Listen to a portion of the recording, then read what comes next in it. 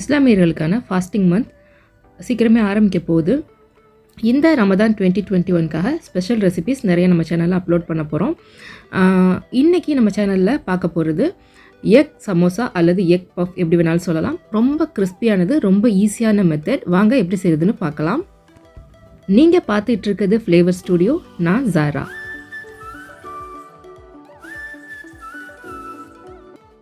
இந்த egg snacks பார்த்திங்கன்னா ரொம்பவே குயிக் அண்ட் ஈஸியாக செஞ்சிடலாம். வாங்க இதோட செய்முறையை நம்ம பார்க்கலாம்.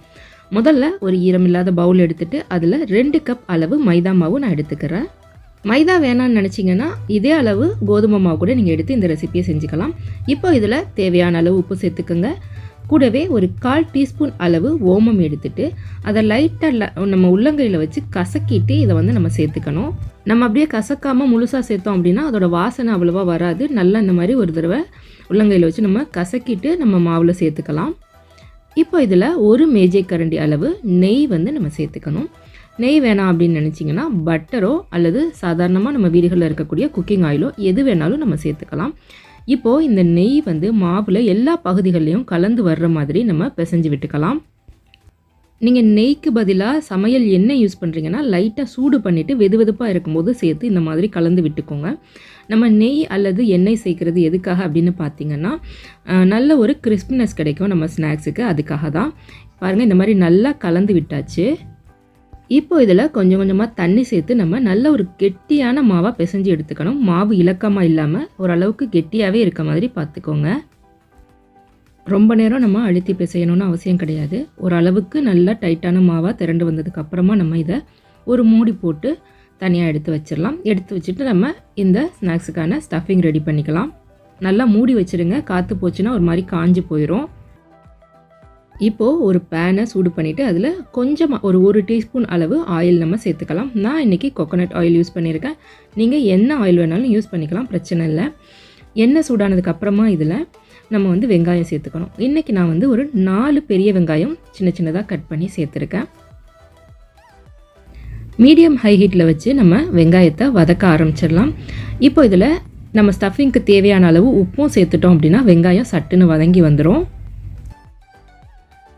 வெங்காயம் லைட்டாக வதங்கி இந்த மாதிரி கண்ணாடி பதம் வர ஆரம்பித்ததுக்கு அப்புறமா இதில் நம்ம ஒரு தேக்கரண்டி அளவில் கரம் மசாலா சேர்த்துக்கலாம். கரம் மசாலா இல்லை அப்படின்னா ஒன்றும் பிரச்சனை இல்லை. நம்ம இறைச்சி மசாலா தூள் இருக்கும் இல்லையா வீடுகளில், அது கூட நீங்கள் ஒரு டீஸ்பூன் அளவு சேர்த்துக்கலாம். இப்போ இதில் காரத்துக்கு தேவையான அளவு மிளகாய்த்தூள் சேர்த்துக்கணும். நான் இன்றைக்கி 2 டீஸ்பூன் அளவு சேர்த்துருக்கேன். இப்போ இதெல்லாம் சேர்த்துட்டு அடுப்பை மிதமான தீயில் வச்சுட்டு நல்லா கலந்து விட்டுக்கலாம். இந்த வெங்காயம் பார்த்திங்கன்னா ரொம்ப நேரம் வதங்கணும் அப்படின்னு எந்த அவசியமும் இல்லைங்க. ஜஸ்ட் அந்த ஒரு மாதிரி ஸ்டிஃபாக இருக்கும் இல்லையா வெங்காயம், அந்த மாதிரி இல்லாமல் நல்லா லைட்டாக வதங்கி இந்த அளவுக்கு வந்தால் போதும். பாருங்கள், ஜஸ்ட்டு லைட்டாக அந்த கண்ணாடி பதம்னு சொல்லுவாங்க இல்லையா, அந்த பதத்துக்கு வந்தால் போதும். இப்போ இதை நம்ம அடுப்பு ஆஃப் பண்ணிவிட்டு ஒரு பவுலில் எடுத்து ஆற விட்டுடலாம். நான் இதில் இன்றைக்கி கருவேப்பிலை, கொத்தமல்லி இந்த மாதிரி எதுவுமே சேர்க்கலை. ஏன்னா வீட்டில் உள்ள கிட்ஸ் சாப்பிட விரும்ப மாட்டாங்க. அதனால் உங்களுக்கு வேணும்னா நீங்கள் அது கூட சேர்த்துக்கலாம். இப்போ நம்ம ஸ்டஃபிங் ரெடி பண்ணதுக்கப்புறமா நம்ம ரெடி பண்ணி வச்சோம் இல்லையா மாவு, அதை எடுத்துகிட்டு கொஞ்சமாக மேலே கீழேயும் மாவு தூவிட்டு நல்லா ஒரு தின் லேயராக இந்த மாதிரி தேய்ச்சி எடுத்துக்கணும்.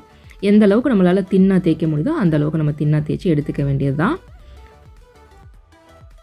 இந்த மாதிரி மாவை தின்னாக தேய்ச்சதுக்கு அப்புறமா இதில் நம்ம ரெடி பண்ணி வச்சோம் இல்லையா வெங்காயம், அதை கொஞ்சம் கொஞ்சமாக இந்த மாதிரி ரவுண்ட் ஷேப்பில் சுற்றி நான் எடுத்து வைக்கிறேன். ரொம்ப அதிகமாக வச்சிடாமல் ஜஸ்ட் நான் இன்றைக்கி ஒரு டேபிள் ஸ்பூன் அளவு தான் வைக்கிறேன் ஒரு சமோசாவுக்கான ஸ்டஃபிங்க்கு.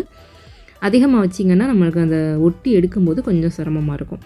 ஓகே, இப்போ வெங்காயத்தை வச்சுட்டு அதுக்கு மேலே ஸ்லைசஸாக கட் பண்ண அவிச்ச முட்டை நான் வச்சுக்கிறேன். இன்றைக்கி இந்த ரெசிபிக்கு எனக்கு 2 அவிச்ச முட்டை தான் தேவைப்பட்டுச்சு. நீங்கள் பெரிய பெரிய ஸ்லைசஸாக விட்டிங்கன்னா மேபி 3-4 கூட தேவைப்படலாம். இப்போது முட்டையை இந்த மாதிரி மேலே வச்சுட்டு சுற்றி வர உள்ள பகுதியில் ப்ரஷ்ஷால் கொஞ்சமாக தண்ணி தொட்டுட்டு இந்த மாதிரி அப்ளை பண்ணிக்கலாம்.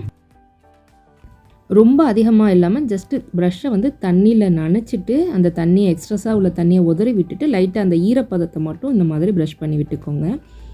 இது எதுக்குன்னா இப்போ நம்ம இன்னொரு லேயர் சப்பாத்தியை வச்சு இதை ஃபுல்லாக கவர் பண்ணிட்டு தான் வெட்டி எடுத்துக்க போகிறோம். அது நல்லா ஒட்டி வரணும் அப்படிங்கிறதுக்காக. இப்போது நான் ஆல்ரெடி இன்னொரு சப்பாத்தி தேய்ச்சி எடுத்து வச்சுருந்தேன். அதை இந்த மாதிரி ஃபுல்லாக கவர் பண்ணிவிட்டு நல்லா ப்ரெஸ் பண்ணி விட்டுக்கிறேன். ஃபுல்லாக ஓரங்கள்லாம் ஒட்டிக்கிச்சு. இப்போ இதை நான் ரவுண்டான ஷேப்பில் கட் பண்ணி எடுத்துக்க போகிறேன். இதுக்கு நான் இந்த நம்ம அஞ்சரை பெட்டியில் இருக்கும் இல்லையா, அந்த ஒரு சின்ன அந்த ஒரு கோப்பை தான் எடுத்திருக்கேன். இந்த மாதிரி லைட்டாக வச்சு ப்ரெஸ் பண்ணோம் அப்படின்னா நல்லா இந்த ரவுண்ட் ஷேப்பில் வரும். நீங்கள் இது தான் வச்சு கட் பண்ணணும்னு இல்லை, உங்கள்கிட்ட ஏதாவது ரவுண்ட் ஷேப் கட்டர் இருந்ததுன்னா அது கூட வச்சு யூஸ் பண்ணிக்கோங்க. இதே மாதிரி எல்லாத்தையும் நம்ம கட் பண்ணி எடுத்துக்கலாம். நார்மலாக நம்ம செய்கிற பப்ஸு அல்லது சமோசாவையெல்லாம் விட ரொம்பவே சுலபமான மெத்தட். டேஸ்ட்டு ரொம்ப அருமையாக இருந்தது. கண்டிப்பாக நீங்கள் ட்ரை பண்ணி பார்த்தீங்கன்னா உங்களுக்கே தெரியும். இப்போ பாருங்கள், இந்த மாதிரி நல்லா கட் பண்ணி எடுத்ததுக்கப்புறமா ஓரங்களில் ஓப்பன் ஆகி இருந்ததுன்னா லைட்டாக இந்த மாதிரி ப்ரெஸ் பண்ணி விட்டு நல்லா எல்லா கார்னரும் ஒட்டி இருக்கிற மாதிரி பார்த்துக்கோங்க. லைட்டாக கையில் தண்ணி அப்ளை பண்ணிக்கிட்டிங்கன்னா ஒட்டுறதுக்கு ஈஸியாக இருக்கும். பாருங்கள் இந்த மாதிரி. இப்போ இதே மாதிரி நான் எல்லா சமோசாவையும் நல்லா ஓரத்தில் எல்லாம் வந்து ஒட்டிட்டு எடுத்துக்க போகிறேன். நீங்கள் இந்த ஷேப்பில் தான் பண்ணணும்னு கூட இல்லை, ஃபுல்லாக அந்த ஸ்டஃபிங் எல்லாம் வச்சுட்டு ஸ்கொயர் ஷேப்பில் கூட நேராக கீறி வந்து நீங்கள் ஒட்டி எடுத்துக்கலாம். நம்மளோட இஷ்டம்தான். இப்போது எல்லா சமோசாவையும் நல்லா ஸ்டஃப் பண்ணி எடுத்துட்டேன். மீதம் இருக்க மாவை எடுத்துகிட்டு அதையும் திரும்ப நம்ம உருண்டை பிடிச்சிட்டு இதே மெத்தடில் திரும்ப பண்ணி எடுத்துக்கலாம். இப்போது ஒரு கடாயில் ஆயில் ஊற்றிட்டு சூடு பண்ணியிருக்கேன். லோ மீடியம் ஹீட்டில் வச்சு நான் சூடு பண்ணியிருக்கேன். இப்போ நம்ம ரெடி பண்ணி வச்சுருக்க சமோசாவை ஒன்று ஒன்றா எண்ணெயில் சேர்த்துட்டு நல்லா 2 சைடும் கோல்டன் ப்ரௌன் ஆகிற வரைக்கும் நம்ம பொரிச்சு எடுத்துக்க வேண்டியது தான்.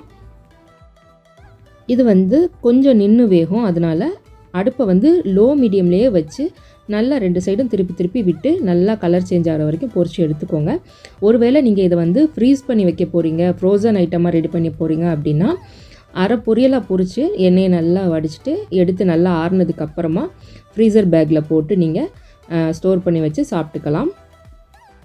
இந்த ஸ்நாக்ஸ்க்கு பார்த்திங்கன்னா எந்த ஒரு சைட் டிஷ்மே உங்களுக்கு தேவைப்படாதுங்க. அப்படியே நீங்கள் சாப்பிட்லாம்.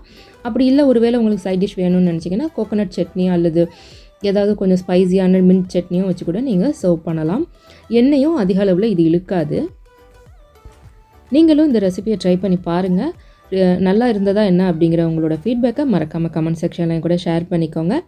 இந்த வீடியோ உங்களுக்கு பிடிச்சிருந்ததுன்னா லைக் பண்ணுங்கள், உங்கள் ஃப்ரெண்ட்ஸ் அண்ட் ஃபேமிலி கூட ஷேர் பண்ணுங்கள். இதே மாதிரி ஈஸியான இன்ட்ரெஸ்டிங்கான நிறைய ரெசிபிஸ் நம்ம சேனலில் அடுத்தடுத்து வந்துகிட்டே இருக்குது. அதெல்லாம் நீங்கள் மிஸ் பண்ணாமல் பார்க்கணும் அப்படின்னு நினச்சிங்கன்னா நம்ம சேனல் ஃப்ளேவர் ஸ்டுடியோவை யூடியூப்பில் சப்ஸ்கிரைப் பண்ணிவிட்டு நோட்டிஃபிகேஷனையும் ஆன் பண்ணிக்கோங்க. ஒருவேளை நீங்கள் நம்ம வீடியோவை ஃபேஸ்புக்கில் பார்க்குறீங்க அப்படின்னா நம்ம ஃபேஸ்புக் பேஜை லைக் பண்ணிவிட்டு ஃபாலோ பண்ணி வச்சுக்கோங்க.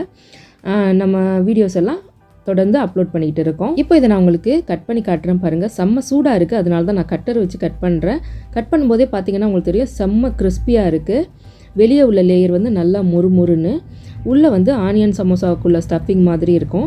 டேஸ்ட் பார்த்திங்கன்னா எக் பப்ஸா அல்லது எக் சமோசாவான்னு சொல்லவே முடியாது. ரொம்ப டேஸ்ட்டாக இருந்தது, கிறிஸ்பியாக வித்தியாசமான சுவையில் இருந்தது. கண்டிப்பாக ட்ரை பண்ணி பாருங்கள். சீக்கிரமே உங்களை நான் இன்னொரு வீடியோவில் சந்திக்கிறேன். அது வரைக்கும் take care, bye bye. Thanks for வாட்சிங்.